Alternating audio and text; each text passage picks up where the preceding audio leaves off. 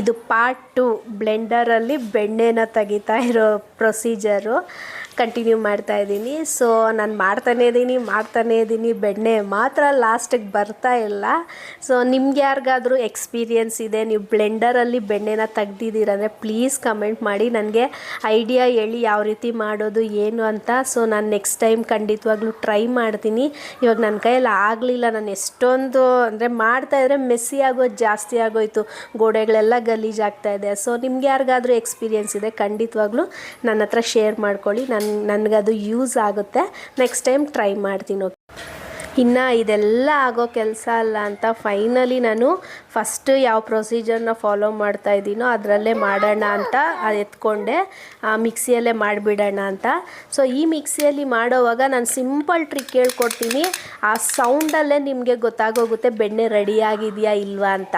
ಈಗ ನೀವು ನೋಡ್ತಾ ಇರ್ಬೋದು, ಆ ಕ್ಯಾಪ್ ಇದೆಯಲ್ವ ಅಲ್ಲಿ ಕ್ರೀಮಾಗಿದೆ, ಲೈಕ್ ಮಿಲ್ಕ್ ಥರ ಅಲ್ಲ, ಅದನ್ನು ಬ್ಲೆಂಡ್ ಮಾಡ್ತಾನೇ ಇರಿ. ಆ ಮಾಡೋವಾಗ ಏನಾಗುತ್ತೆ ಅಂದರೆ ಸಡನ್ನಾಗಿ ಆ ನೀರೇ ಸಪ್ರೇಟ್ ಆಗೋಗುತ್ತೆ, ಮತ್ತು ಆ ಕ್ರೀಮ್ ಇರುತ್ತಲ್ಲ ಸಪ್ರೇಟ್ ಆಗುತ್ತೆ. ನೋಡ್ತಾ ಇದೆಯಲ್ಲ, ಕಾಣಿಸ್ತಾ ಇದೆಯಲ್ವ ನಿಮಗೆ?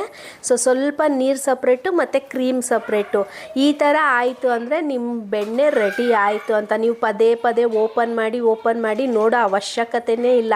ಆ ಬ್ಲೆಂಡ್ ಮಾಡೋವಾಗ ನೀರು ಸಪ್ರೇಟು ಕ್ರೀಮ್ ಸಪ್ರೇಟು, ಡನ್, ಬೆಣ್ಣೆ ಬಂತು ಅಂತಲೇ ಅರ್ಥ. ಇದು ನನ್ನ ಓನ್ ಎಕ್ಸ್ಪೀರಿಯೆನ್ಸಿಂದ ನಾನು ಕಲ್ತಿರೋದು. ಇನ್ನು ಇದು ಕಲಿಯೋಕ್ಕೂ ಮುಂಚೆ ಒಂದು 5-6 ವರ್ಷಕ್ಕೆ ಮುಂಚೆ ನನಗಿಷ್ಟು ಬೆಣ್ಣೆ ತೆಗಿಯೋಕ್ಕೆ ಬರ್ತಾ ಇರಲಿಲ್ಲ. ಯಾವಾಗಲೂ ಗ್ಲಾಸ್ ಜಾರ್ಗೆ ಹಾಕ್ಕೊಂಡು ಚೆನ್ನಾಗಿ ಶೇಕ್ ಮಾಡಿ ಬೆಣ್ಣೆ ತೆಗಿತಾ ಇದ್ದೆ. ಆಗ ನನ್ನ ಫ್ರೆಂಡ್ ಚಂದು ಅಂತ, ನಮ್ಮ ನೇಬರೇ ಹುಡುಗಿ.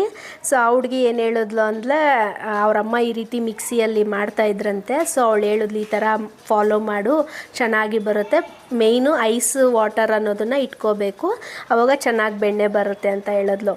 ಅವಳು ಹೇಳಿದ್ಮೇಲೆ ನಾನು ಟ್ರೈ ಮಾಡಿ ಅವಾಗೂ ಸಹ 1-2 ಸತಿ ನನಗೆ ಬಂದಿಲ್ಲ. ಆಮೇಲೆ ಮಾಡ್ತಾ ಏನಾಯಿತು ಅಂದರೆ ಐ ಆಮ್ ಪರ್ಫೆಕ್ಟ್. ಈಗ ಬೆಣ್ಣೆ ಮಾಡೋದಂತೂ ನಂಗೆ ತುಂಬಾ ಈಸಿ, ನಂಗೆ ತುಂಬ ಇಷ್ಟನೂ ಸಹ. ಕೆಲಸ ಜಾಸ್ತಿ ಇರುತ್ತೆ ಬಟ್ ಚೆನ್ನಾಗಿರುತ್ತೆ ಮಾಡೋದಕ್ಕೆ.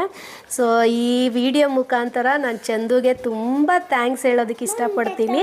ಸೊ ಅವಳು ಹೇಳ್ಕೊಟ್ಮೇಲೆ ನಾನು ಇದನ್ನು ಕಲಿಯೋಕೆ, ಅಷ್ಟು ಚಿಕ್ಕ ಹುಡುಗಿ ಆವಾಗ ನನಗೆ ಒಂದು ಇನ್ಫಾರ್ಮೇಷನ್ ಹೇಳಿದ್ದಕ್ಕೆ ನನಗೆ ಇವಾಗೂ ಸಹ ಅವಳು ನೆನಪಾಗ್ತಾಳೆ ಪ್ರತಿ ಸಲ ಮಾಡೋವಾಗ. ತುಂಬ ಥ್ಯಾಂಕ್ಸ್ ಚಂದು. ಇನ್ನು ನಿಮ್ಮ ಲೈಫಲ್ಲಿ ಯಾರಾದರೂ ನಿಮ್ಗೆ ಏನಾದರೂ ಹೇಳ್ಕೊಟ್ಟು ಅದು ನಿಮ್ಮ ಲೈಫಲ್ಲಿ ತುಂಬ ಯೂಸ್ ಆಗಿದೆ ಅಂತ ಇದ್ದರೆ ಪ್ಲೀಸ್ ಕಮೆಂಟ್ ಮಾಡಿ ಹೇಳಿ, ನಾನು ಸಹ ತಿಳ್ಕೊತೀನಿ ನಿಮಗೆ ಯಾರೆಲ್ಲ ಹೆಲ್ಪ್ ಮಾಡಿದ್ರು ಅಂತ. ಸೊ ಫೈನಲಿ ಬೆಣ್ಣೆ ಬಂತು. ಬೆಣ್ಣೆನ ಚೆನ್ನಾಗಿ 3 ಟೈಮ್ಸ್ ವಾಶ್ ಮಾಡ್ಕೋಬೇಕು, ಇಲ್ಲಾಂದರೆ ತುಪ್ಪ ಮಾಡಿದಾಗ ಸ್ಮೆಲ್ ಅನ್ನೋದು ಬಂದುಬಿಡುತ್ತೆ. ಸೊ ಅದಕ್ಕೋಸ್ಕರ ಬಾಯ್.